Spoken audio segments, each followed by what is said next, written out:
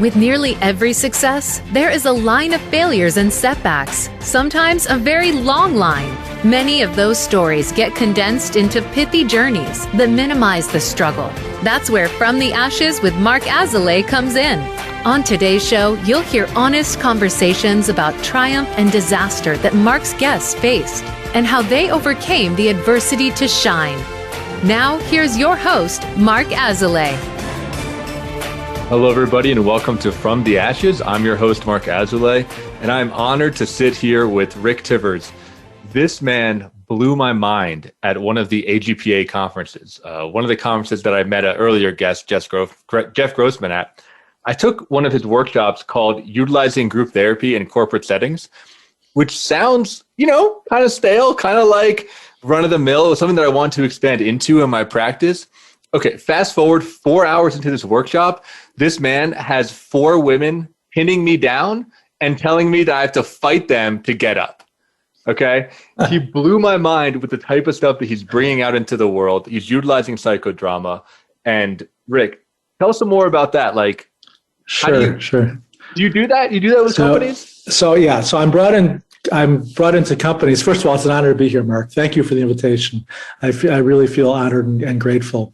I'm brought into companies where often executives could be inappropriate with certain other executives, other employees, or they're simply stuck.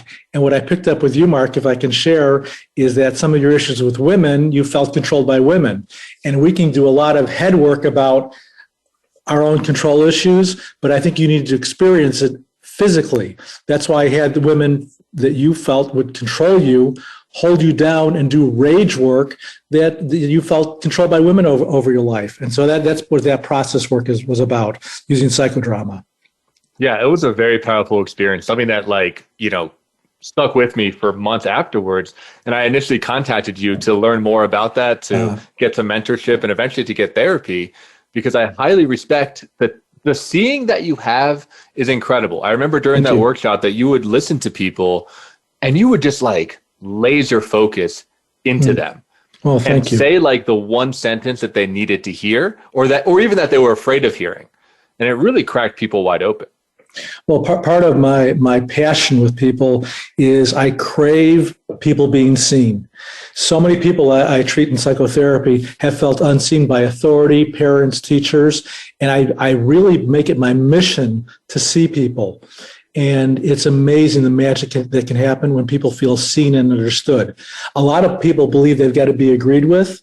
Not necessarily, as long as you're seen and understood. And actually healthy confrontations come out of that. Yeah.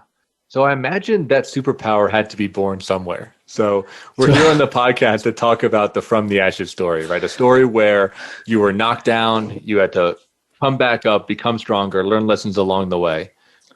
What story do you have to share with our listeners? Okay. So my current life, let me just start with that. I live in Evanston, Illinois, which is right next to Chicago. We also have a place in Palm Springs, California. I have 3 kids, and there's lots of therapists in my family. My son's a therapist. His wife's a therapist. My other son's an engineer. His wife's a therapist. And my daughter works with special needs kids. And I had my own journey of creating a lot of darkness for myself. I grew up in a Jewish household, one of 3 brothers, the youngest brother by far. And my mom died on my 15th birthday. So loss has been an issue for me.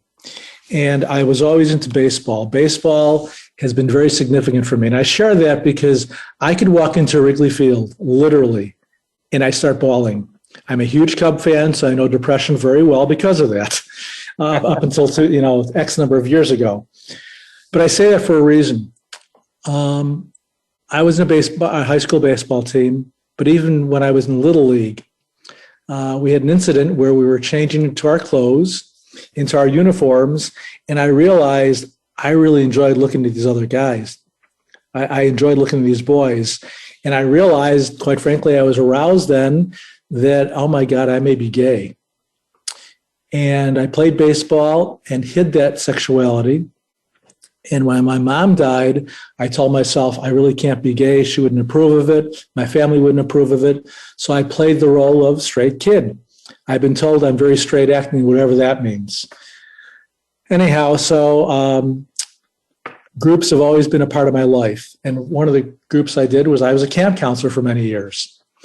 And my first gay relationship came out of a camping experience. We had an encounter group as part of a staff training, which was really cool. And I developed an attraction to one of the guys. He was also, quote, very straight acting. And we became really good friends. And it was my first gay sex. And quite frankly, it felt right. It felt natural. I felt authentic for the first time. Anyhow, we were together about 6 months. People knew us just as good friends. And we were supposed to go on a canoeing trip.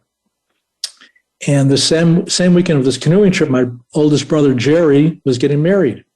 So I went to my brother's wedding, and it was the same day of my canoeing trip. My friend went on his canoeing trip by himself, and when he was in the water, a boat hit him, he got killed. Oh. I took that as a message from God not to mess around with the gay stuff.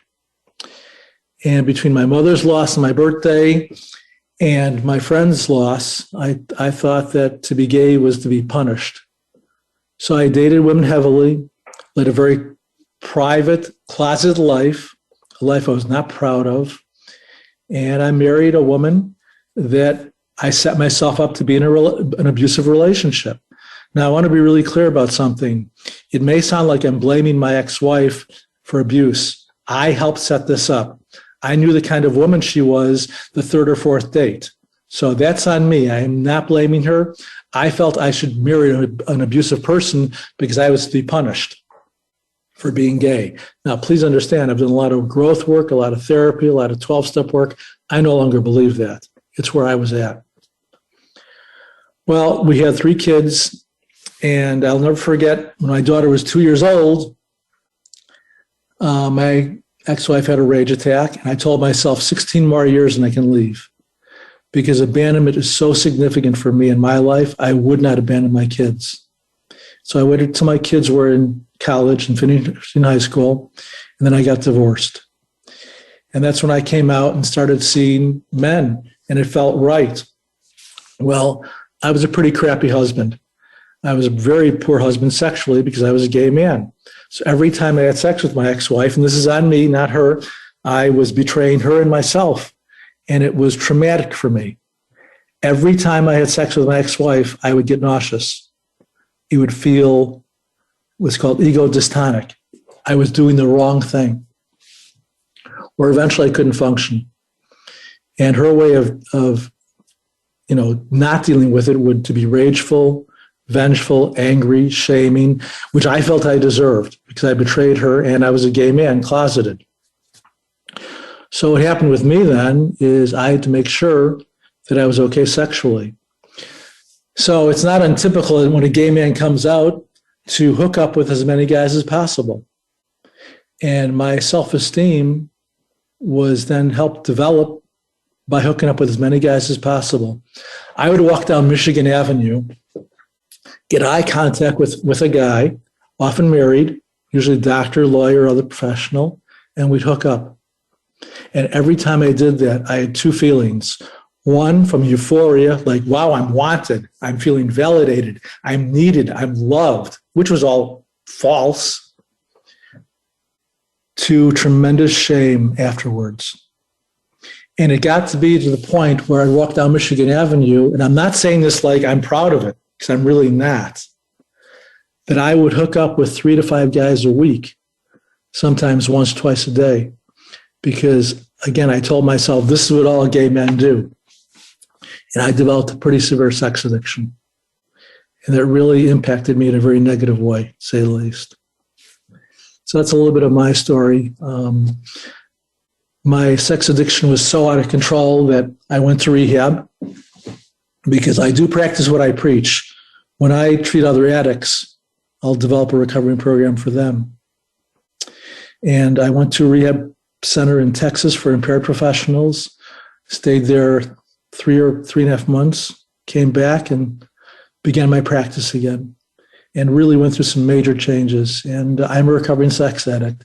I've been in recovery since 2009, and I've been clean and sober since my sex addiction. These days, I'm married to an amazing man.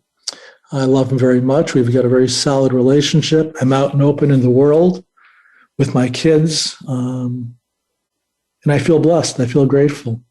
So that's a little bit of my story, Mark. Yeah, that's a really powerful story. And there's so many incredible themes there, just of, punishment and secrets, and knowing that there's this part of you that you couldn't express, and then this whiplash effect that you're talking about of when you do finally come out, just diving full force into it, but also with this, feelings of shame and guilt that are still lingering. I mean, that's a hell of a whirlwind, man. Yeah, and if ever I do something bad or inappropriate, the shame comes back. An example, if a cop stops me for a ticket, my shame will surface like I've done really bad things again, and it's a ticket, and that's all it is, of course. So it's taken a lot of work on my behalf, from self-degradation and really internal confrontation to really some self-nurturing, self-care, self-love, and really apologizing to myself, besides making amends to my family and those people I've hurt. Yeah. I'm interested, if you're willing to go there, let's take a step back to when you're in the relationship with your ex-wife. Sure. And you're hiding that. What was your internal dialogue like? I mean, what was that punishment like? It seems like a real, talk about the ashes on the show, a real place of just hell, of just suffering. Like, did anyone know you were gay?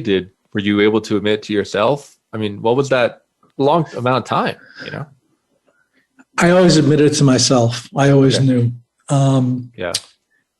Yet, when we would have an argument, and I believe in healthy confrontation. I love healthy, direct, appropriate confrontation. I hate abuse. And this, brings up shame. I was an abused husband. Again, I helped to create that. Please hear that. I was a co-creator. Yet every time I was abused, I felt I deserved it. Until one day I realized I didn't deserve it. And that's taken a lot of work for me to work on.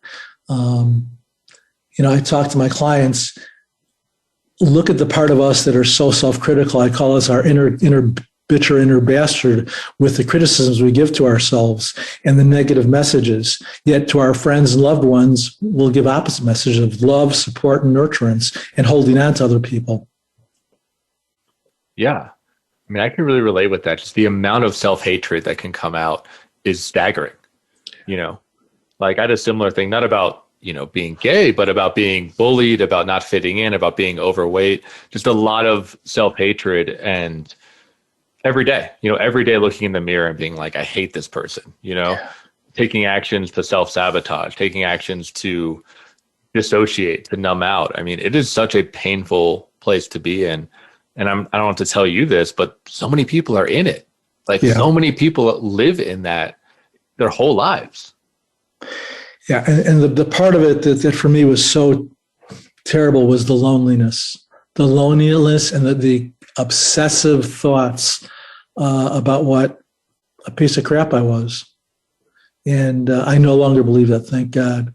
Did a lot of healing work, a lot of groups for myself, some solid therapy. But it's a journey. It is an absolute journey. And I feel blessed these days. My husband, I can share some of my painful thoughts, and he is just so loving and supportive. And I no longer believe those thoughts, thank God. They don't last as long. Yeah, can you tell us a little bit more about your healing journey? Did that start with the rehab, or were you doing anything before then? So I love group. Good group is worth every dollar spent. Bad group is a waste of time and money, as far as I'm concerned. I joined a men's group years and years ago, where I first came out. And when I came out to these men, I felt, and these were straight men, except for one other guy, I felt loved, I felt accepted, I felt validated. And for me to be able to share my story and feel held is so healing. And that's why in my clinical work with people, I want people to feel held by me and seen and understood. There's, I don't know if I run a men's group in my practice these days. And when we talk about our dark side, a lot of people want to run away. They get upset the group is only 3 hours. They want to be 4 or 5 hours when we talk about our dark side. And it's so healing because there's acceptance that it's okay to talk about. Yeah, that is one of the things that really attracted me to you and the work that you do is how willing and courageous you're able to go into those darker sides. I mean, even in the way you're telling the story, I mean, to admit that, yeah, you were abused, but you also played a role in that is a huge amount of courage and a huge amount of honesty, quite frankly. Thank you. To be like, it's a relationship, right? There's two people. Well, and I have issues with therapists, the way some therapists treat men. A lot of therapists will immediately go, tell me how you feel. Well, a lot of men can't deal with that. We've got what I'll do in my work with men. Tell me, what's your reaction to this? Tell me about your pain. Tell me what you experience. If a therapist gets too feely touchy with men at first, it pushes men away. They can't process that. I know. That was my story too. Like, they're like, what do you feel? It's like, I don't know, like hungry, tired, like, pissed off, dead, right? Just like numb. And that increased the shame. So I was like, oh, this is like, I should be able to answer this question. Yeah. But I can't. So I've got some clinical stories I guess I'll share after the break. You tell me, are we okay? How much time do we have before our break, Mark? If you can share that, or are we okay? About 2 minutes or so. I'll shoot you when we're moving to that. I had one man in my men's group, and the men's group is all straight guys, also severe sex addict. And I had him held by the men in the group. First, and he's been with the group 2 years, so he trusted the men. They're like brothers to him. And all of a sudden, as his group was holding him, he burst into tears. Because this is why I sought out sex. This is why I'm a sex addict. I simply want to be held. I'm not getting aroused. There's no sexual energy, but I'm feeling loved by my brothers. This is all I wanted. And it was just, special moments like that when we look at the healing times that are magical and necessary. I believe in corrective experiences in therapy on a regular basis that I'll talk more about a little bit later. Yeah, that's very moving. Just to be moving towards intimacy and to moving to be held when you're feeling weak or you're feeling needy, right? Yes. I think you talked about men, right? Like, we don't get that. We really don't get that. We're fed the opposite message, right? Of like, suck it up, right? Like, don't be a bitch, don't be a pussy, like, get out there, fight. You shouldn't have any feelings. Desiring to be held is like very taboo. Well, and I'm reactive to that word, even needy. A lot of times, you shouldn't be so needy. And what I tell people, we're needful. We are needful, and let's honor that needfulness. It's how we act it out that's so important. Oh yeah, absolutely. Right. Like, it's all labeled for men, and we're told that we're not supposed to have needs, or that we're supposed to always be strong or always be confident. It's a real disservice, and it's something that I think is increasingly getting talked about, but still not really enough, in my opinion. Yeah, I help men and women put their needs out in a way that we could be heard, But yeah. Yes. So we'll talk more about that as we return from our commercial break. Before we go, I just want to say, take a look at us on social media. Check us out on Facebook. Check us out on the Voice America Empowerment channel. You can find me at Mark M. Azoulay at everything. We'd love to hear the conversation. If this is stirring anything from your story, from your past, if you feel connected to the themes that we're talking about here, we want to hear from you. We want to know that this show is having an impact. So stay tuned as we go into our first commercial break, and we'll rejoin with Rick right afterwards.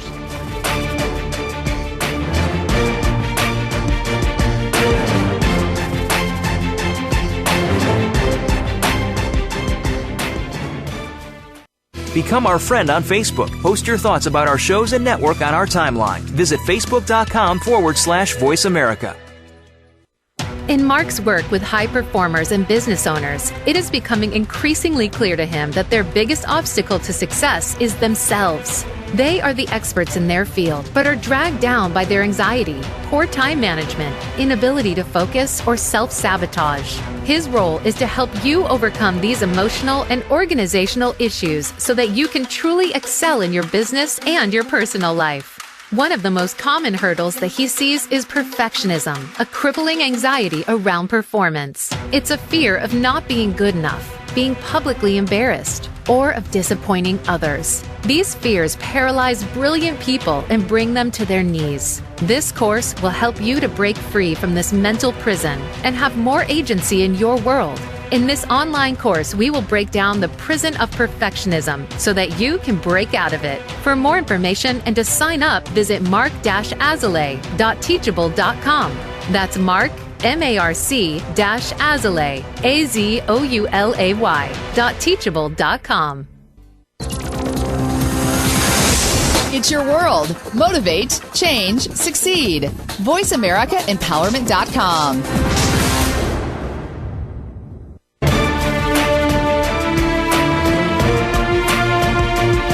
You are listening to From the Ashes with Mark Azalea. To reach the show today, please call 1-888-346-9141.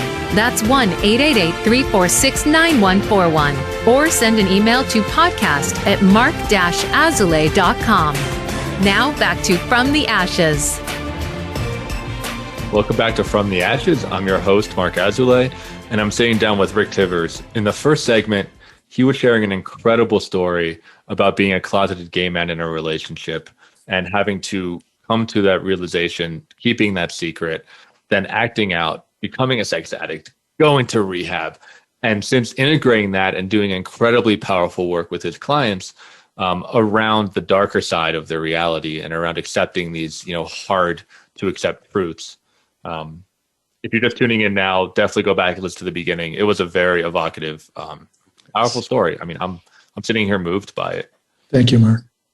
Rick, one of the topics that we talked about is this idea of secrets, and how secrets can really control people, and in some ways how they controlled you until they get aired out, until they get exposed. Tell us a little bit about that. What are your thoughts on secrets? What was that like for you to hold that for such a long amount of time?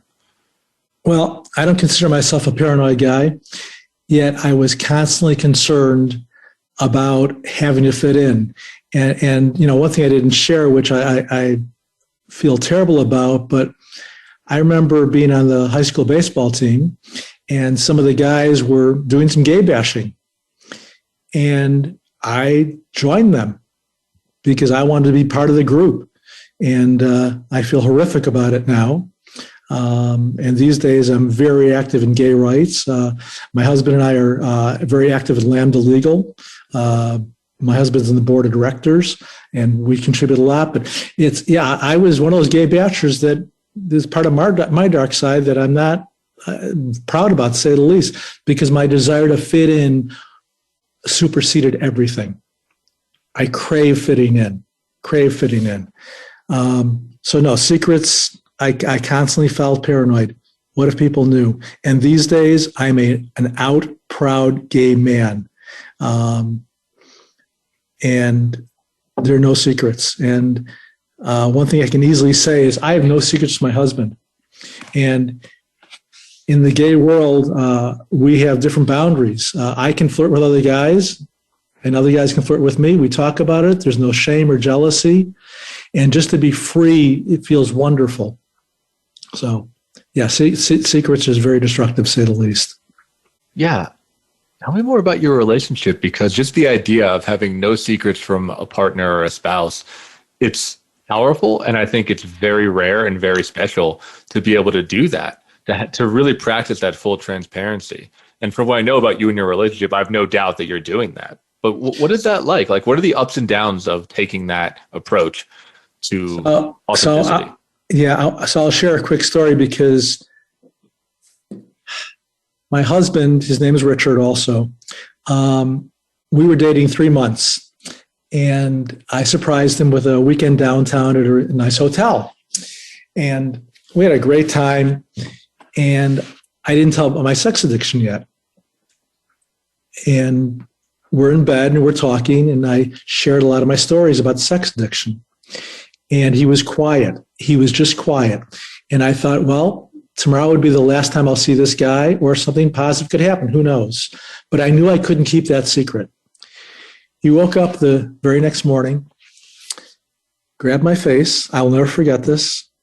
and said, Rick, you're one of the most resilient people I've ever met. I want to make this work, and I trust you. Wow. For a recovering addict to hear that he's trusted, as you see, is amazing. And I have no secrets from him because of that. If I'm flirting with someone, if somebody's coming on to me, we're at a gay bar, we talk about it, and there's zero jealousy, and I don't have to keep it as a secret. And we have certain boundaries, which I'm not going to share all of our relationship issues, of course, but we talk about things openly without shame, without jealousy, and it feels wonderful. It's the opposite how I was in my marriage and past relationships too. But on that, I need to acknowledge my husband a lot because he constantly reinforces vulnerability and truth. And we both do that for each other. And that's a gift we give to each other. Yeah, I know. He sounds like a real special guy. Yes, to be able to go there and just to model that unconditional love, which, as you were talking about, for many addicts and you and me, that's what we want at the end of the day, is just to be accepted, to feel like we belong, to feel like we're seen, to feel like people are interested in us, right? That are curious in us and want to know who we are, even in the parts that we're not that proud of. I mean, it's a miraculous experience to be able to have that. Well, it's also, so we've also talked about secrets. Let me talk about internalized homophobia for a second. It's sort of a cute story. I will often cop an attitude that if I see somebody being homophobic, I want to talk to them about it. Not like in a rageful way, but it's really an educational way. So 2 quick stories. I think they're sort of cute. Richard and I were at a festival in Chicago, and this woman kept on staring at us. Now, one thing I didn't share about my husband's African-American. He's a black man. And so Richard and I were holding hands somewhere in this festival, and this woman kept on staring at us. And in my mind, she was copying an attitude like, look at this black, white, gay couple. And I felt a lot of negative energy. I walked up to her and I said, excuse me, is there a problem? She goes, oh, I know I was staring at you. You guys are such a cute couple. Let me introduce you to my partner. So again, I was projecting my own fears that had nothing to do with her. It was my own internalized homophobia. So that's one story. The other story, and this I often tell when I used to teach diversity in other classes at the Chicago School of Professional Psychology, group therapy, organizational development, a whole bunch of classes, and I often share this story.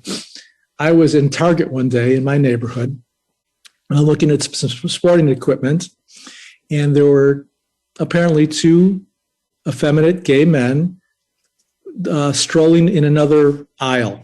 And this one guy comes up to me, about 22, 24 years old, and he goes, look at those fags. Ooh. And I'm just listening, and I'm looking at some sporting equipment, and I'm not really responding to him. And he approached me and goes, oh, I can't stand guys like that. Look at them just prancing around. And I'm just listening, and I'm thinking, okay, if this were me from 15, 20 years ago, I'd rage at the guy, which would do nothing, or I could have this as an educational experience. So I said, hey, you want to grab a pop at the car Target has a little refreshment area? He said, oh, sure. What are you, a shrink or something? I said, well, actually I am. So I said, what's your reaction to those guys? Oh, I can't stand those guys. Look at them. I said, you know what? I used to feel the same way. And he high fives me. Oh, it's cool, man. We're bonding. I said, but what these days, I'm jealous of them. He goes, what? I said, yeah, they're so authentic. They're living their lives. They're prancing. They're showing their sensitive side, their effeminate side. Good for them. I wish I had the balls to do that myself. Because what are you talking about?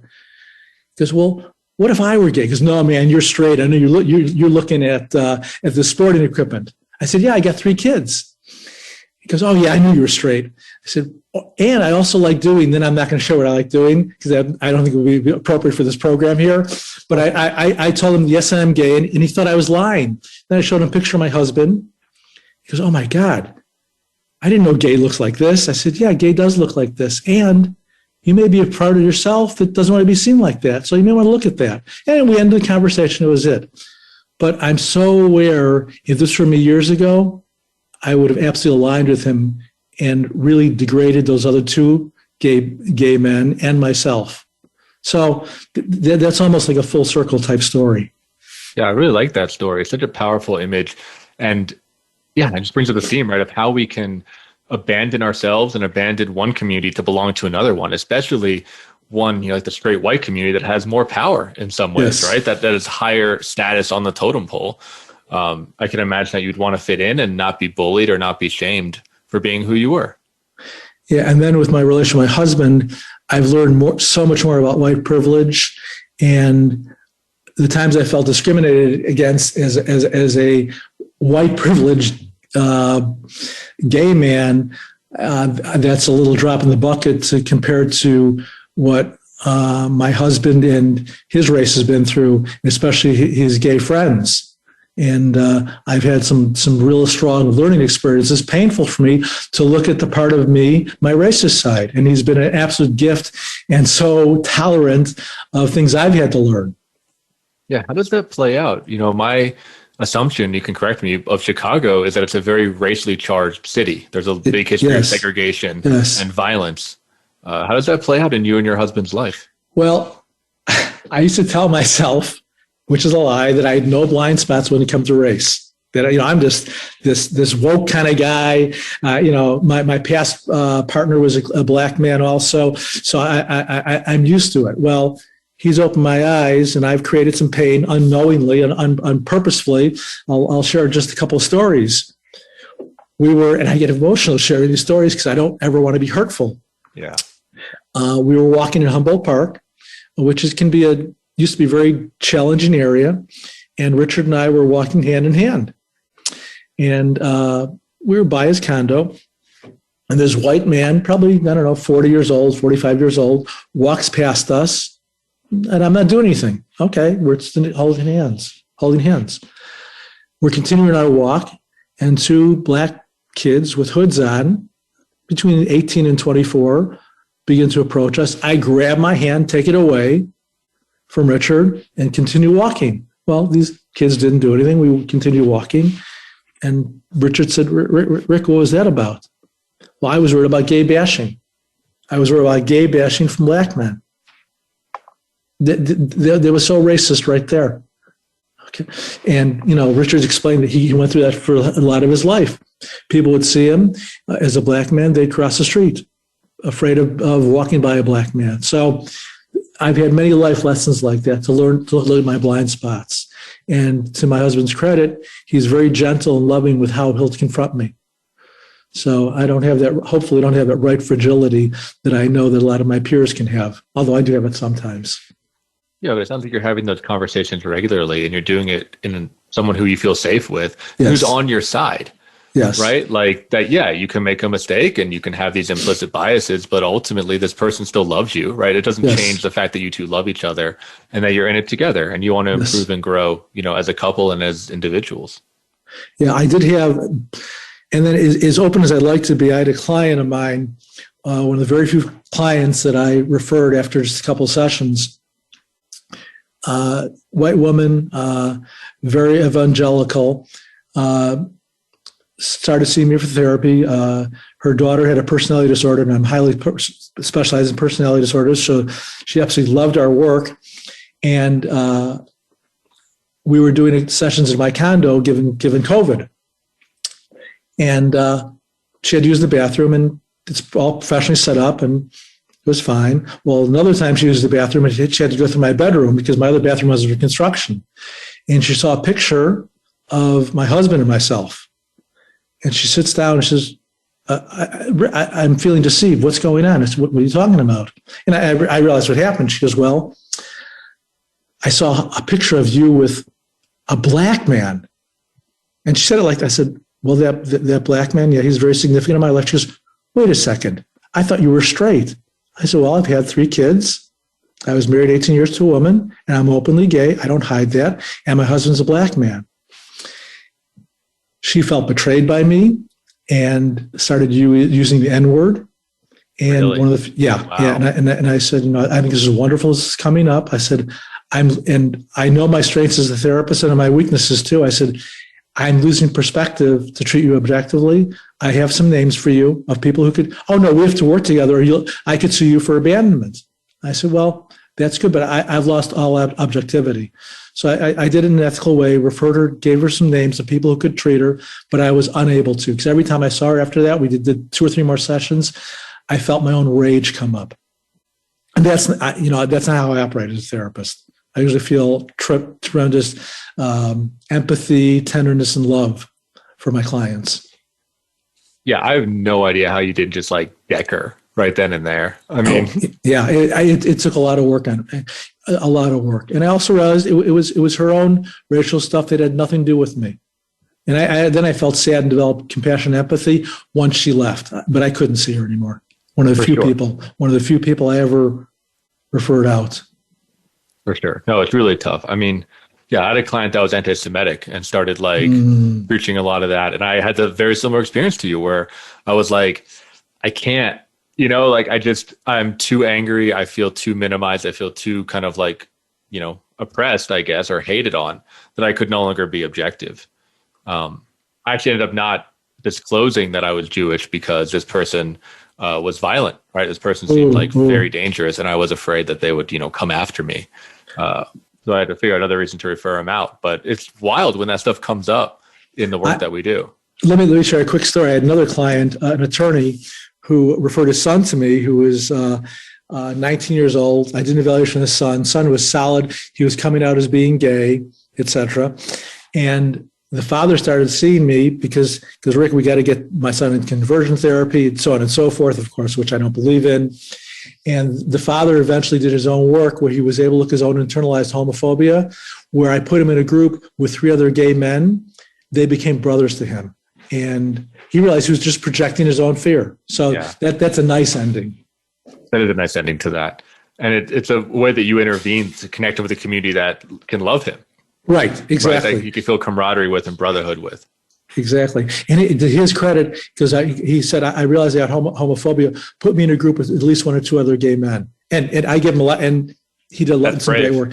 Yeah, that was. Brave. So I give him a lot of credit. That's really brave for him to be able to do that. So let's start to move into our commercial break now. Sure.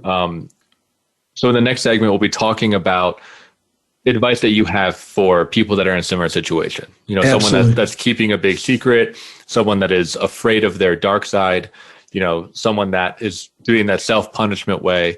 So if you're listening out there and you're feeling some resonance with some of these stories that Rick is telling, stay tuned so that we can hear what you might do, what help to get him out of it, or what might help to get you out of it, or at least move the needle a little bit.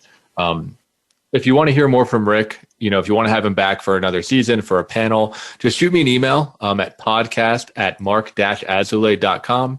I'll send anything I get to Rick directly if you want to contact him. If you want to hear more, we want to hear some feedback on the impact that this episode will have on our listeners. So stay tuned, everybody, and we'll see you on the other end of the commercial break. Thanks.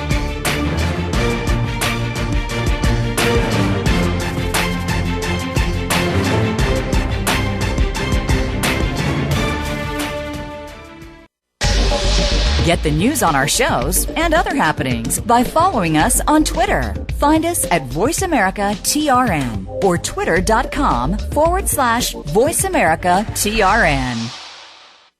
In Mark's work with high performers and business owners, it is becoming increasingly clear to him that their biggest obstacle to success is themselves. They are the experts in their field, but are dragged down by their anxiety, poor time management, inability to focus, or self-sabotage. His role is to help you overcome these emotional and organizational issues so that you can truly excel in your business and your personal life.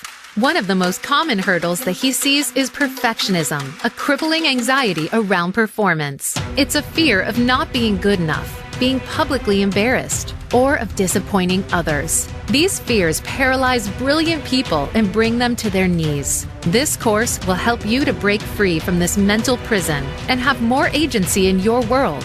In this online course, we will break down the prison of perfectionism so that you can break out of it. For more information and to sign up, visit mark-azulay.teachable.com.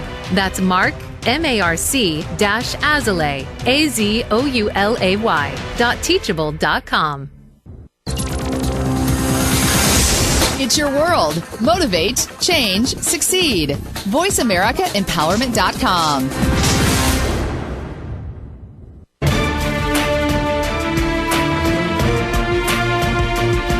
You are listening to From the Ashes with Mark Azoulay. To reach the show today, please call 1-888-346-9141. That's 1-888-346-9141. Or send an email to podcast@mark-azoulay.com. Now back to From the Ashes.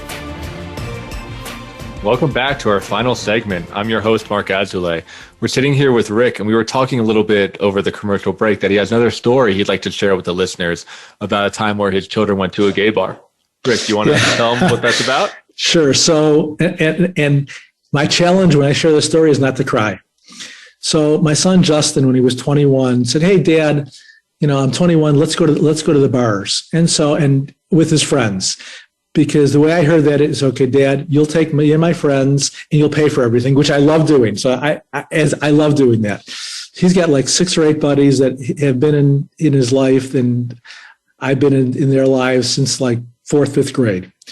So I said, sure, Justin, we'll go to Lincoln Park, which is a very straight area. He goes, no, Dad, I want to go to your bars. I said, what do you mean, my bars? He goes, no, Dad, the guys want to go to the gay bars with you. I said, okay, let me talk to their parents first. So I called the parents, hey, Rick, have a great time. Gay bar is your thing. And again, I'm totally out at this point. So we went to the gay bars, had a wonderful time. And his best friend, Jason, says to me, hey, Rick, there's something that all gay guys haven't done yet. I said, what are you talking about? He goes, well, we gotta dance. I guess, Jason, you're all straight guys. He goes, no. So we found a gay bar that has dancing. They formed a circle around me, held hands, and they said, Rick, we want to talk to you about something. When you were divorced, you would worry if we would come over. Every Sunday, you'd have pizza for us, other appetizers. You'd watch one football game with us and give us our space. We'd go in the basement and do our thing. You were worried when you come out as gay, if we would hang out with you. We're in a gay bar dancing with you. We love you. Situations like that validate it's all worth it. Yeah. And these days, I wouldn't trade it. And so not having secrets from my kids, my husband, my world is so freeing. And these days, in fact, I play in a gay softball league. And that same friend, Jason, we coach the team together. We play on. And Jason's straight. We can have a couple straight guys per quota on the gay team. But no, so that's wonderful. But so I want to make a recommendation. Those of you who are parents and you got a gay son or daughter, ask them to go to a gay bar with you. I cannot tell you how therapeutic that is, believe it or not, because then you would go, if they're into gay bars, you go into their environment and see what they go through and to be with some of their people. It's a gift. Anytime my straight friends would go to a gay bar with me, it felt so lovely and wonderful and healing. So I can't emphasize that. So I just wanted to share that. Yeah. I mean, that's such a heartwarming story. I was feeling some of that as you were talking, of them. Well, one, of you being accepted for who you were. Yes. And also the courage on their end and just the sentimentality to plan that and to execute that and to surprise you with that. It just shows how much you must have really meant to them, right? And how important you were to them. That they could break out of their own shell and break out of what maybe made them a little bit uncomfortable in order to be there with you. I mean, what a powerful statement. Well, Mark, thank you. Thank you for noticing the empathy you have for even them is wonderful. I really appreciate seeing that in you too. And I think your clients are very lucky to have you as a therapist because you really have a gift of noticing people. So I want to acknowledge you for that. Yeah, thank you. I mean, it's just those moments like that where both parties, right, are going out of the norm to try to connect, and both are pushing their comfort edges, right? You and those friend groups, like those are the moments that make life worth it, right? Those are the moments that as humans we can show up as compared to so many people that are just, we get so shut down, we get so afraid, we get so anxious, we get so depressed. We live in such narrow boxes. And I just love that story so much because thank you. In those moments, the boundaries broke down, right? That's and you were right. able to be with your son's friends in a way that was just heartwarming. And I give their friends' parents support too, because I made sure it was okay with all the parents, and they were great with it. Yeah. I'd like to talk about the recovery process and what other people can do. So I run a lot of groups, relationship groups. If you can find a good group for yourself, I strongly recommend it. 12-step groups are helpful too, from Sex Addicts Anonymous to AA to other 12-step programs. I think it's really important, if you have secrets, to talk to people. Talk to people you can trust, because being vulnerable is so important in relationships and just our relationship with ourselves, because we begin to tell ourselves lies. And if you can get some feedback from people you trust and respect, that's invaluable. It doesn't have to be a therapist necessarily. It could be, it often should be, but just people you trust to get feedback, how they experience you, what thoughts or judgments they have. I think it could be so healing. Yeah, I'm associating to one of the things you did. I think it was at one of the marathon groups that I did with you, where it was this hot seat exercise where you would put someone in the center and people would say all of their assumptions about them. Can you share a little bit about that exercise and how you came up with that? One thing that I've noticed people craving is to be noticed, to be recognized, to be seen. But oftentimes we have assumptions about who we are that can get in the way. So what I do is call these feeding frenzies. What do you see about me? What do you love about me? What do you notice about me? And it's a way of just being given to. Oftentimes we're often given to on holidays, on birthdays. I'm often, believe it or not, called into companies to set up programs where people can feel acknowledged and seen more. Now, on one hand, I love doing that. On the other hand, it's very sad we've got to do that, because there's a term I'd like people to think of, and it sounds so narcissistic. Notice me. Just notice me. And if we go through life, this is what I notice about you. It could be so helpful for yourself and other people to simply acknowledge, this is what I see in you. This is what draws me to you. This is why I get excited when we're together.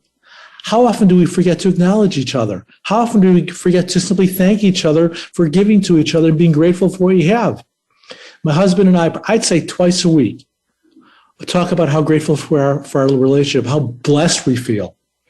So acknowledgement to each other and ourselves are so important. Yeah, tell me more about that, because I know you said the word forget. The way that I see in my clients, and frankly also in myself, is it's fear. Like we're afraid to say that, or there's a big emotional block to say that. Have you noticed that in the work that you've done? Like what gets in the way of saying stuff that like, I really appreciate you, really enjoyed our time together? Yeah, well, these days, sometimes it can be taken the wrong way. Okay. If we say you miss someone, or you look good today, or I care about you, unfortunately, we have to worry about sexual harassment claims, unfortunately. But other times it's simply a fear of intimacy. I feel I've seen so many people so afraid of being intimate, yet craving at the same time. And with that intimacy is often fear of being left, fear of abandonment, fear of being overtaken, a lot of fears. And that's what therapy is about. And that's why having a good, solid therapist that does their own work is really important.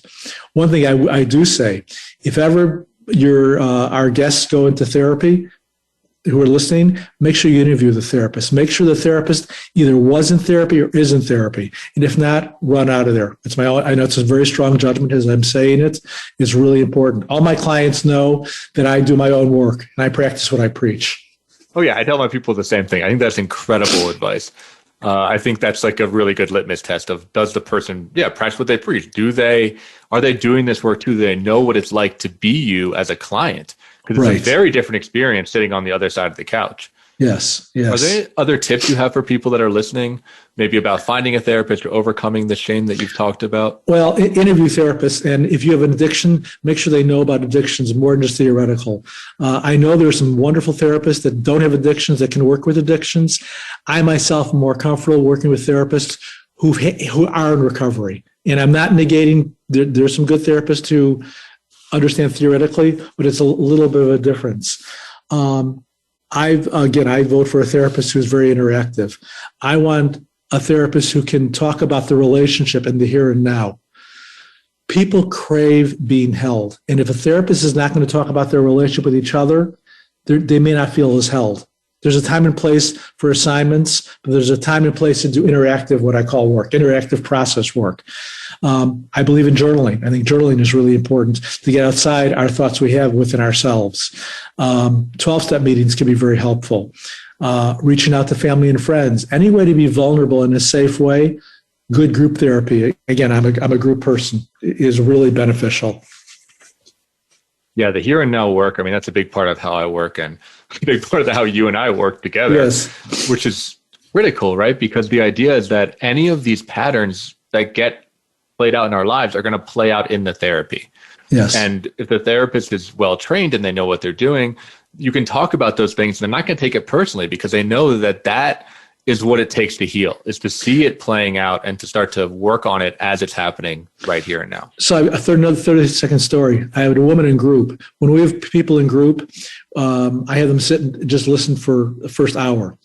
This new woman was in group, and this other woman was enraged with me about some things, was just angry at me, and just some great anger work. And when this woman got done with her anger work, the new client said, "Oh, I'll make up a name. Sarah, are you leaving group? You're so pissed at Rick." And Sarah looked and said, "I've been in this group 4 years. I'm here because Rick can take my anger and doesn't shame me, doesn't beat me up, can listen to what I'm saying. Unlike my father or authorities, it's the exact opposite. I'm here because he can deal with the anger." So if you have a therapist who can't deal with anger or intimacy or is poor with boundaries, that's a red flag. I don't know if that's helpful, but we've got to be able to deal with all the emotions. Yeah. And we do that by feeling it in ourselves, right? And expanding our own ability and living that life where we can live more emotionally charged, maybe the wrong word, maybe emotionally fulfilled lives where there's more going on and we're not living in that narrow band.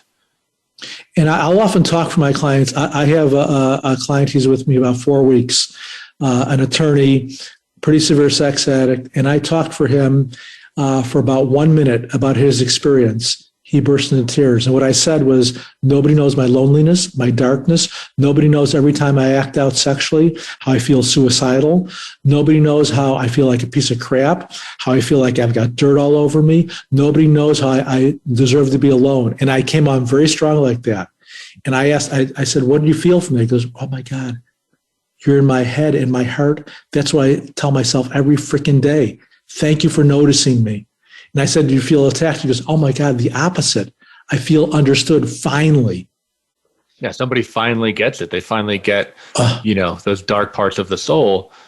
And it always blows my mind, man, of how common those things are or how universal those experiences are, even though in the moment they feel so lonely and they feel so extreme and they feel like, you think that nobody's ever felt this way. But the more I do this job, it's like, that's everywhere. Well, also language. Rarely will I ask a new man about their sadness. I'll ask my new male clients, "Tell me about your pain. Tell me about your intense pain," because that men often will process. Eventually, they'll talk about their sadness, but there's got to be real trust, because for men to talk about sadness is exceedingly vulnerable. Oh yeah, I mean, grief is the hardest emotion for me to feel. That's the toughest one. I can do pain because it's like I'm tough, I'm out there fighting and I got wounded, I got shot, I got the Purple Heart. I can do anger very easily, grief is tough. So can I tell people how to get hold of me at this point, or you tell me? Oh, for sure. Yeah, go ahead. I was going to cue you into that. Oh, okay. Let people know how they can find you. Okay, it's rtivers, RTIVERS 470 at gmail.com, 847-338-1283, or ricktiversandassociates.com. It's and is spelled out, ricktiversandassociates.com. I do make myself available. I'd love to hear from people, even to consult. Yeah, can you tell people about the different services that you offer? So I run group intensives. They're 3 hours every other week, very high functioning groups. I run a marathon group once a year. It goes from 9 in the morning to about 1 in the morning. It's on psychodrama, process work, very intense. One marathon we've been told is worth between 3 and 6 months of intensive therapy. And I do work with business and industry, especially with executives, on healing narcissism, but that's a whole other story. Maybe that's for a future episode. Sure. Thank you, Rick. Thanks for taking the time. Hopefully this was an enjoyable experience for you. It was. And Mark, thank you.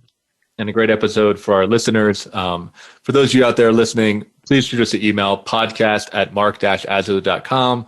Follow us on the social medias. Check us out on the Voice America Empowerment channel. This is still a new podcast, so any kind of review that you can leave, hopefully 5 stars because it's worth it, can really help this podcast get off the ground.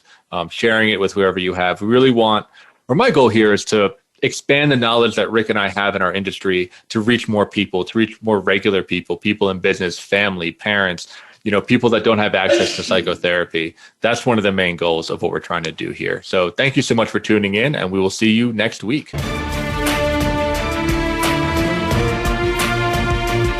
Thank you for joining host Mark Azoulay for From the Ashes. Be sure to tune in again live next Friday at 2 p.m. Eastern Time and 11 a.m. Pacific Time on the Voice America Empowerment Channel. We'll have another edition of the program then. Meet triumph and disaster and treat those two imposters the same. Until next time.